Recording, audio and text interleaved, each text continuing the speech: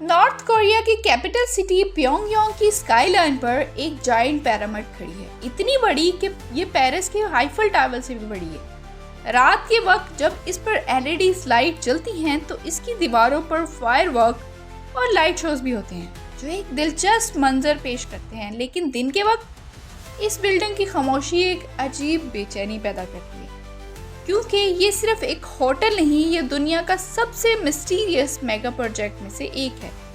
रियोंगयांग hotel एक ऐसा sky scraper जो दुनिया का सबसे ऊंचा होटल बनना चाहता था, लेकिन आखिर में दुनिया का सबसे फेमस गोस्ट होटल बन गया, जहां आज तक एक भी गेस्ट नहीं आया। आखिर ऐसा क्या हुआ कि आज तक कोई भी उस होटल का मेहमान नहीं बन सका? आइए जानते हैं, लेकिन इससे पहले थोड़ा हिस्ट्री को समझना होगा कि आखिर इस होटल की बुनियाद क्यों रखी गई। इसका आगाज होता है 1980s में, जब कोल्ड वार का दौर था। नॉर्थ कोरिया और साउथ कोरिया सिर्फ दो कंट्रीज नहीं थे, बल्कि दो डिफरेंट आइडियोलॉजीज की जंग लड़ रहे थे। नॉर्थ कोरिया सोवियत यूनियन की आइडियोलॉजी कम्युनिज्म को सपोर्ट कर रहा था, जबकि साउथ कोरिया अमेरिका की आइडियोलॉजी कैपिटलिज्म को सपोर्ट करता था। साउथ और नॉर्थ कोरिया दोनों एक दूसरे के राइवल्स थे और एक दूसरे से हर एतबार से आगे निकलना चाहते थे। साउथ कोरिया रैपिडली मॉडर्न और कैपिटलिस्ट इकोनॉमी बन रहा था और सारी दुनिया उनकी तरफ देख रही थी। सियोल 1988 ओलंपिक्स होस्ट करने वाला था और south Korean companies international project भी जीत रही थी, यानी हर एतबार से साउथ कोरिया आगे बढ़ रहा था। और 1986 में एक साउथ कोरियन कंपनी ने सिंगापुर में दुनिया का सबसे ऊंचा होटल बिल्ड भी कर दिया। नॉर्थ कोरिया के लिए सिर्फ एक आर्किटेक्चर नहीं था, बल्कि उनके लिए ये इंसल्ट थी। और फिर प्योंगयांग ने फैसला किया कि वो दुनिया को कुछ ऐसा दिखाएंगे जो पहले कभी नहीं देखा गया। 1987 में रियोंगयांग होटल का कंस्ट्रक्शन ऑफिशियली स्टार्ट हुआ।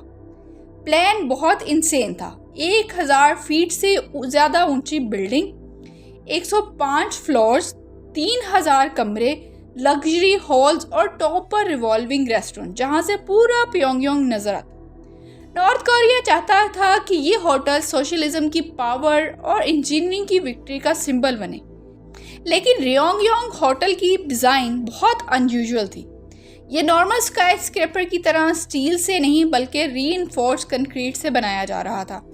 इसके 3 जॉइंट विंग्स 75 डिग्री एंगल पर ऊपर उठते थे और टॉप पर एक शार्प कोन शेप बनाते थे।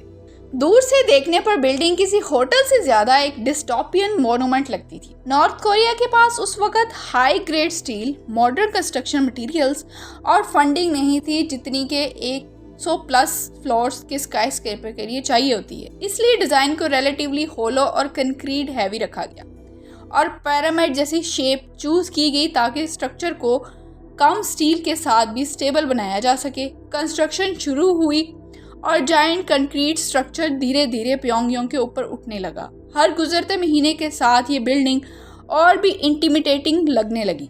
1992 तक रियोंगयांग होटल अपनी फुल हाइट तक पहुंच चुका था, लेकिन फिर अचानक सब कुछ रुक गया।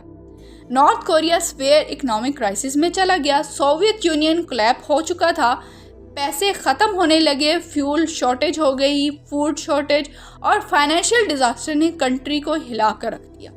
कंस्ट्रक्शन स्लोली स्टॉप कर दी गई, वर्कर्स गायब हो गए, मशीनरी रुक गई और रियोंगयांग होटल एक आधा मुकम्मल कंक्रीट शेल बनकर रह गया।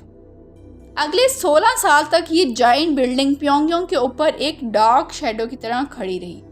ना विंडोज, ना लाइट्स और ना ही कोई गेस्ट, सिर्फ कंक्रीट से बना एक ढांचा। दुनिया भर के जर्नलिस्ट ने इसे होटल ऑफ डूम कहना शुरू कर दिया, और सच कहें तो ये नाम परफेक्टली फिट होता था, क्योंकि रियोंगयांग होटल किसी अबंडन एपोक्लिप्स स्ट्रक्चर जैसा लगता था। कुछ इंजीनियर्स ने क्लेम किया कि बिल्डिंग स्ट्रक्चरली अनसेफ हो सकती है।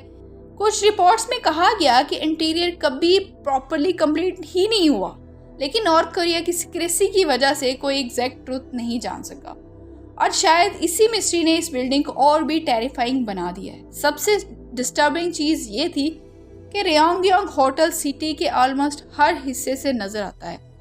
चाहे आप प्योंगयांग के किसी भी कोने में हों, वो जायंट पिरामिड हमेशा आपको ओवरलुक करती रहती है। बिल्कुल किसी सर्विलियंस टावर की तरह। 16 साल बाद 2008 में अचानक दुनिया दोबारा शॉक हो गई। कंस्ट्रक्शन रिज्यूम हो गई। इजिप्शियन कंपनी और रेस्कॉम नॉर्थ कोरिया का 3G नेटवर्क इंस्टॉल कर रही थी और इस डील के अंदर रियोंगयोंग होटल पर भी काम शुरू हुआ। सबसे पहले उस रस्टी क्रेन्स को रिमूव किया गया जो 2 डिकेड से इस बिल्डिंग के ऊपर खड़े रहे थे। फिर वर्कर्स ने पूरी स्ट्रक्चर को ग्लास और मेटल पैनल से कवर करना शुरू किया। धीरे धीरे अबंडन कंक्रीट मॉन्स्टर एक मॉडर्न फ्यूचरिस्टिक स्काईस्क्रैपर में ट्रांसफर होने लगा। 2011 तक बिल्डिंग का एक्सटीरियर कंप्लीट हो चुका था। रात के वक्त LED लाइट इस जायंट पिरामिड को कलरफुल डिजिटल डिस्प्ले में कन्वर्ट कर देती थी।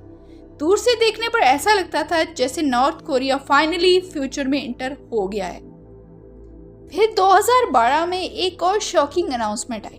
जर्मन लग्जरी होटल कंपनी कैम्पिंस्की ने अनाउंस किया कि वो रियोंगयोंग होटल को पार्शली ओपन करेगी। दुनिया भर में हेडलाइंस चलने लगी, क्या घोस्ट होटल आखिरकार ओपन होने वाला है? लेकिन सिर्फ कुछ महीने बाद कैम्पिंस्की ने प्रोजेक्ट छोड़ दिया। उन्होंने बस इतना कहा, entering the market is not currently possible.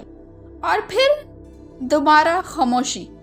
आज भी रियोंगयोंग होटल ऑफिशियली क्लोज्ड है। कुछ रिपोर्ट्स के मुताबिक अंदर कुछ ऑफिसेज या इवेंट्स होते हैं, लेकिन as a real luxury hotel ये कभी प्रॉपर्ली फंक्शन नहीं कर सकता।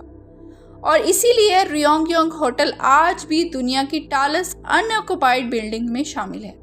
लेकिन शायद सबसे फैसिनेटिंग बात बिल्डिंग की फेलियर नहीं, बल्कि वो सिंबलिज्म है जो ये रिप्रेजेंट करती है कि रियोंगयोंग होटल नॉर्थ कोरिया के एम्बिशन का सिंबल था, उसकी पावर का सिंबल था, प्रोग्रेस का सिंबल था। लेकिन वक्त के साथ ये आइसोलेशन, सेक्रेसी और इकोनॉमिक कोलैप्स का सिंबल बन गया। एक ऐसी बिल्डिंग जो दुनिया को इम्प्रेस करना चाहती थी, लेकिन आखिर में दुनिया के सबसे मिस्टीरियस गोस्ट स्ट्रक्चर में तब्दील हो गई। और शायद इसीलिए रियोंगयोंग होटल इतनी फैसिनेटिंग लगती है, क्योंकि ये सिर्फ कंक्रीट और ग्लास का टावर नहीं है, बल्कि एक पूरी कंट्री की कहानी है।